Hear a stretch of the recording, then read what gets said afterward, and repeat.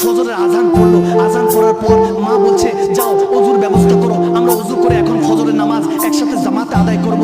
মেয়ে যখন গেল বাইরে একটা চিৎকার দিয়ে দৌড়ে আসলো, এসে বলতেছে মা গো কি যেন একজন সুন্দর চেহারাওয়ালা মানুষ দাঁড়িয়ে আছে, বুঝতেছি না কে এসেছে কে এসেছে বুঝতেছি না মা, আমার ভয় লাগছে।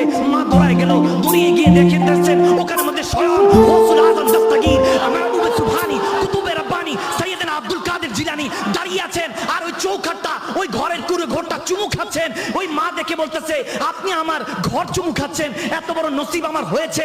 তখন সেই গৌসে পাক আমার আপনার গৌসে সামদানি কুতুবে রব্বানী বলতেছে এই নাদান মহিলা তোমার জন্য এই ঘর চুমু খাচ্ছি না, কিছুক্ষণ আগে আমার রাহমাতুল আলামিন দয়াল নবী এই ঘরের পাশে দিয়ে গিয়েছে, আমি শুধু দেখেছি যে আমার মদিনাওয়ালা এই ঘরকে ধরে কান্না করছিল, তোমাদের কথাগুলি শুনছিল। যখন গৌসে পাক এই কথা বলছেন তখন হয়তোবা এমন অবস্থা হতে পারে